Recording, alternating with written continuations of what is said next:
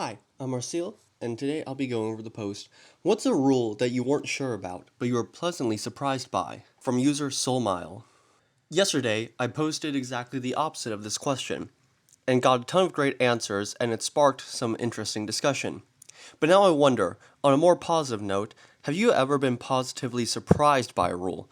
And what are some good examples of that? The Wild Seas unsetting questions, where you ask players a question about some setting or narrative detail, and they respond with answers that aren't true. I typed a lot more about this elsewhere. Basically, our group tried them out of obligation despite thinking they were a bit silly. It took a few sessions to figure out how to use them well. Once we did, they were our favorite part of the system. They felt silly to us, both on initial read and initial use, because we mistook answers that aren't true for throwaway answers that don't matter. They became great later when we used them as answers that aren't guaranteed to be true, which turned it into a player driven rumor mill that I could mine for half truths and good ideas. One of the responses is someone asking for examples of this, so an example from our campaign, as they were prepping to hunt something called the Rain Sand Rig. I asked for rumors about the rig and got this from the players. The project's chief financer, Dill Ketra, got funding from others to support the project. He skimmed a bunch off the top, cutting corners and cheaping out. This led to its construction being substandard and thus it failed. In play, they tracked down the financer expecting a cheap hack, but instead I adapted the rumor as the financer didn't cut corners. The rig was definitely up to specification, and he's actually desperate to help because he wants everyone to stop blaming him and tarnishing his reputation. Static DC. Be it in form of literally the stack number, like DC 15 from Knave 1E, or roll under your stat from games like Into the Odd and Cairn, and many others, of course, but I can only speak about those that have played or read. I thought that would leave the players unsatisfied, and me as the GM, bored, but it turns out there are plenty of engaging activities besides discussing with myself about should this task be DC 14 or 15, I wonder. I think static DCs are fine. I play Simbaroom, that's roll under your stat, D20 based, and then Call of Cthulhu and RuneQuest, which are percentile, so you're always rolling under your stat for those. A few of the things that make static DC really nice is, at least in the form of those games, is that you can always feel it, for the most part, when your stat or skill increases, because then it's pretty easy to see just how much better you've gotten. Also, something that helps is that with those games there are modifications that you can have with those stats, like the way defense works in Simbaroom, or with Call of Cthulhu's normal, hard, and extreme brackets of difficulty for a roll. So it's not just that one number and that's it all the time. Pathfinder 2E, degrees of failure and success. 10 above gives more stuff than regular success, 10 below gives you a crit failure, and sometimes gives you incorrect info. It means you can justify giving out false leads when asking for info or more info on high rolls. I think the main game where I've interacted with degrees of success and failure is Mutants and Masterminds 3E. It wasn't just 10 above and below. It was like four. It was degrees of four or maybe five above and below, and there's a few various brackets of it. The main thing is that I believe for powers, if you get certain degrees of success, you just get a little bit more bonus to the effectiveness of your ability. This is another great way to sort of make it easier to show the progression of the players, because sometimes, yeah, the difficulty's going to ramp up with them, but for certain situations, it could really show that at the beginning, maybe you were only able to scrape by with a success, but as you've progressed now, you're getting a bunch of degrees of success over the baseline. Man, I hope this isn't boring. I feel like the last two have been pretty, I don't know why someone would be so iffy about those. I guess maybe they're new. But, like, they sound fine to me, even when I was first getting into those games. Those games where the GM do not have to roll at all. Simba Room. I don't understand how enemies will act and how the action will be handled, but once we started to play with those systems, there's no turning back. Now the GM focus is on the adventure and the storytelling, while the players can enjoy the emotion of their own roles. Yeah, I don't know how other games handle it, but with Simbaroom, the enemies just have base numbers that they always follow instead of rolling. And then for things like the players dodging, they roll to dodge the enemy's attacks, and it's based on certain attributes of the enemy, how that's modified. If you don't really care that much about rolling, Simbaroom could be pretty cool as a GM. If the players like to roll their dice a lot, obviously it's gonna be good. And in my experience, like, it doesn't really alter the way things play out that much. It's the same procedure for everything, just now the players are rolling in place sometimes of the GM. Totally on board with this one. All of the bookkeeping and things that emulate playing the game like the players would always feel like they are there to accommodate the GM for being the odd one out who is not allowed to play. I feel like that's more on those rules than the philosophy of letting the GM roll, but however, for me, the fun of GMing is to help move the story and create interesting scenes. This is what playing as a GM is for me. It also leads to a way less stressing gameplay. Disagree. I think the challenges don't end just because you don't roll anymore. Only focusing on playing the NPCs, introducing challenges, etc., means you get a lot more time to lean back, listen, and think. It's so much more enjoyable.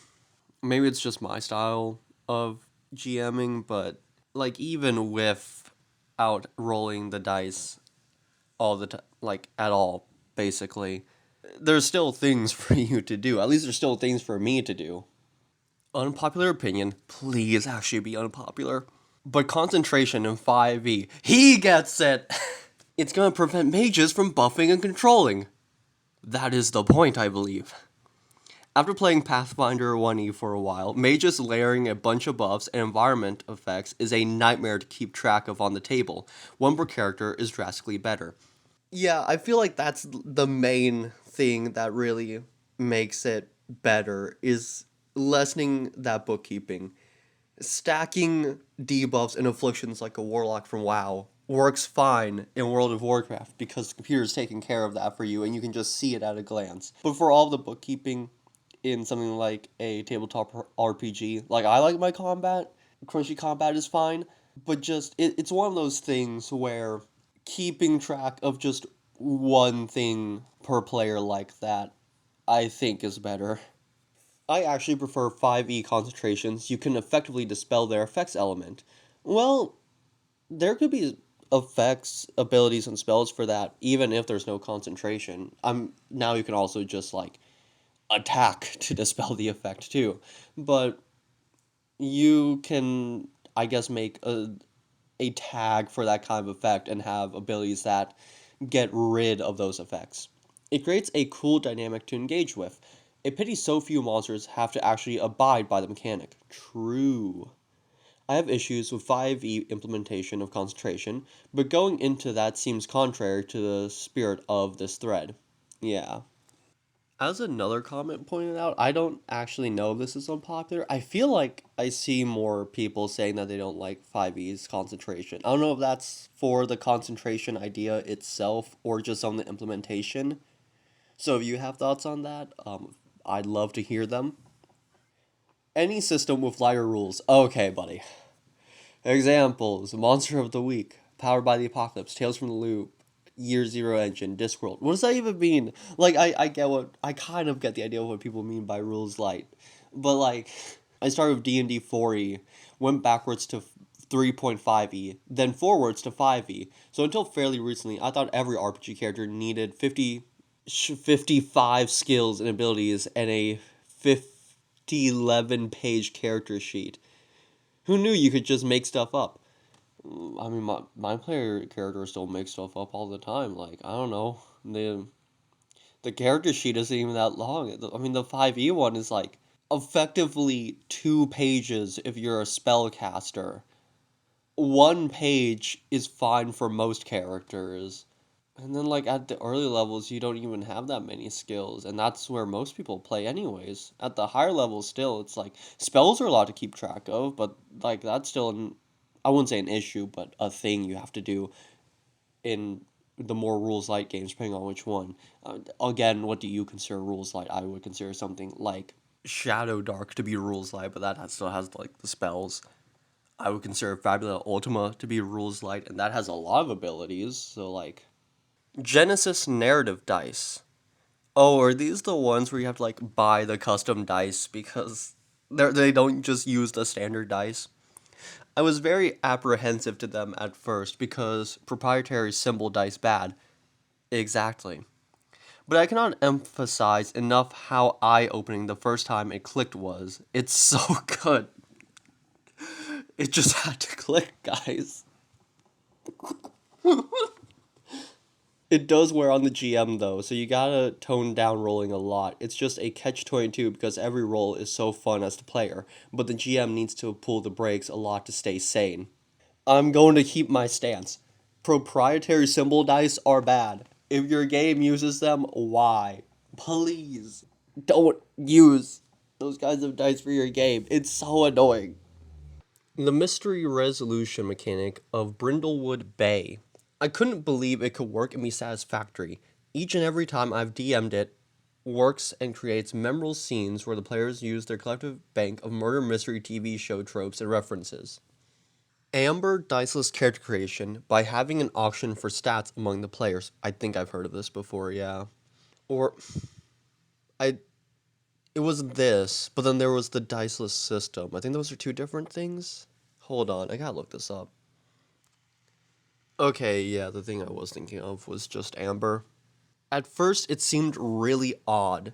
Why do I have to bid against other players just to build my character? But once you do it, it really works. You could say it just clicks. Especially with larger groups of players. You want the character with the best warfare, you need to outbid every other player who wants it.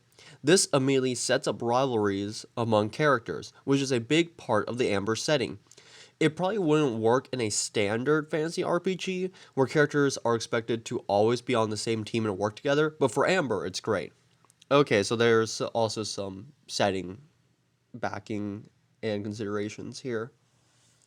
When the World of Darkness became the new World of Darkness, now Chronicles of Darkness, the rules changed. An active defense roll was replaced with a passive defense stat. Oh, the horror! Everyone in my gaming circle hated it for years, but as the years went on, we actually tried it in action in campaigns. Opinions shifted. Now, most people I know consider Chronicles of Darkness the superior rule set. I think that is the general opinion by most people nowadays, yeah. With the passive defense stat and the reduced amount of dice rolls that this leads to as a major reason for this. I feel like this one's very up to personal taste. There are a lot of other reasons why I hear that Chronicles of Darkness has superior rule sets.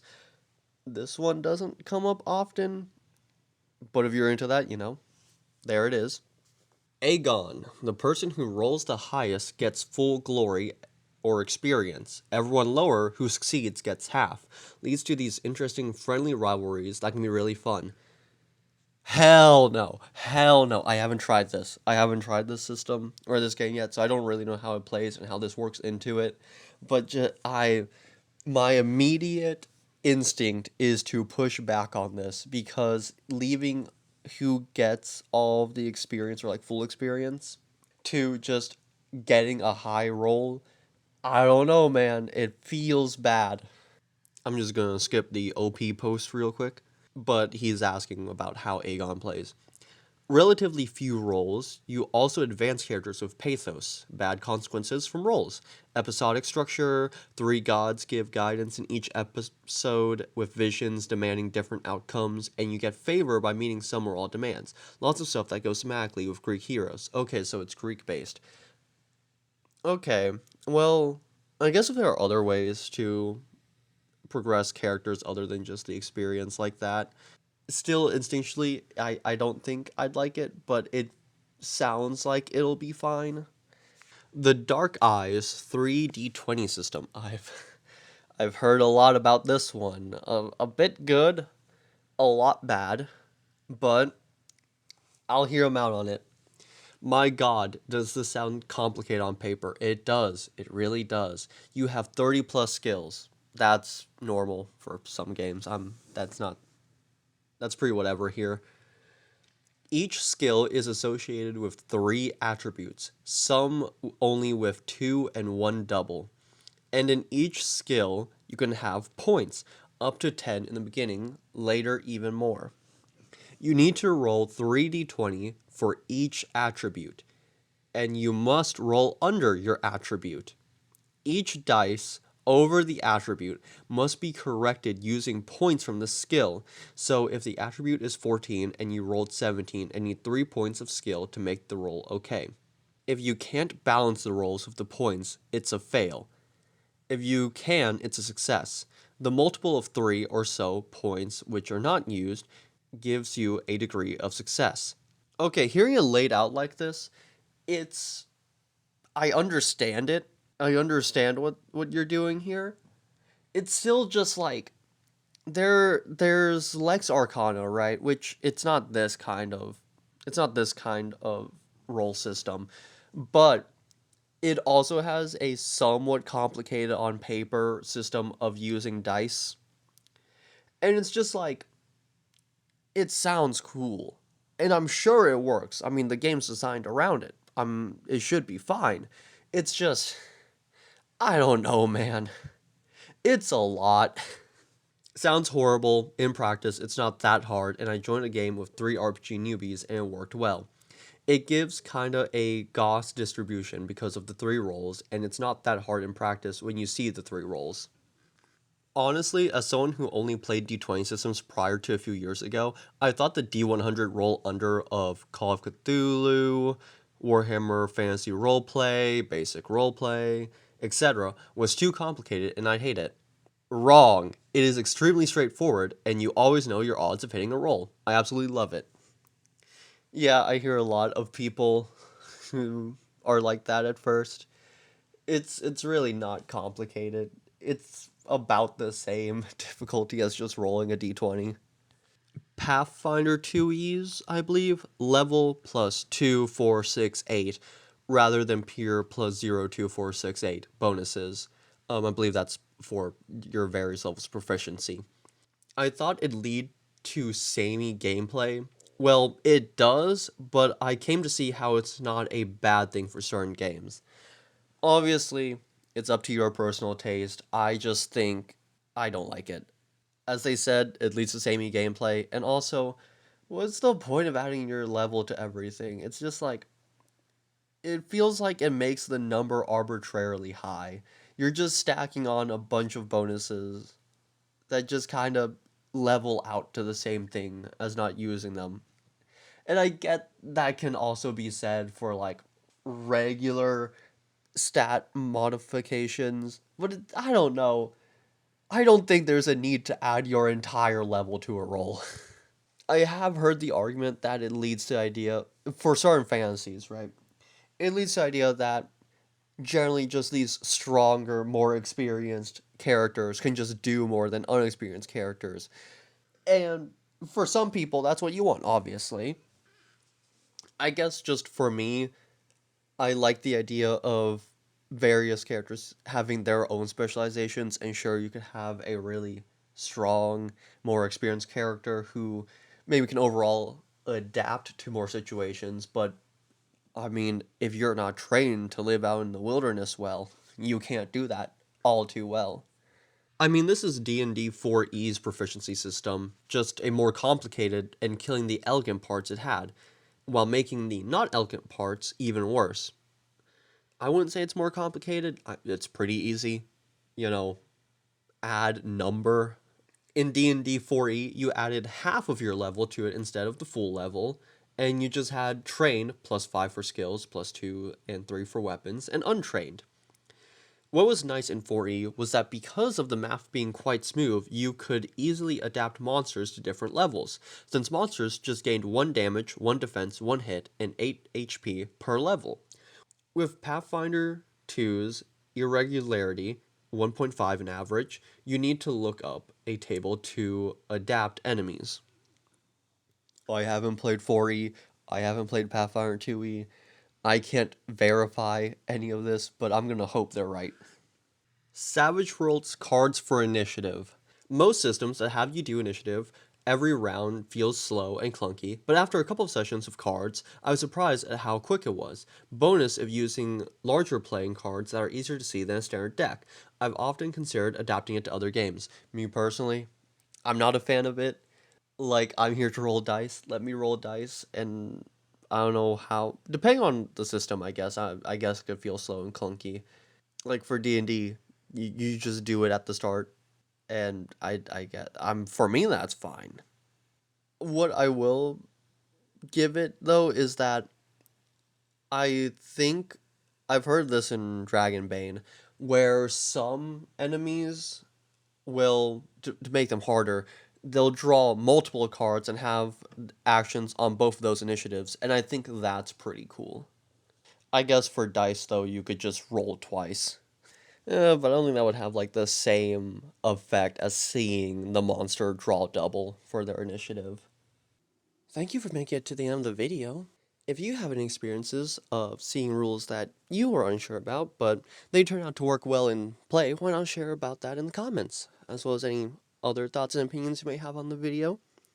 As you could have probably seen from the OP post, this is sort of a second part to another video that I hope I can put in the end cards. I've never done that before, so hopefully it turns out well, that you can click on sometime now. Anyhow, with that being said, bye bye!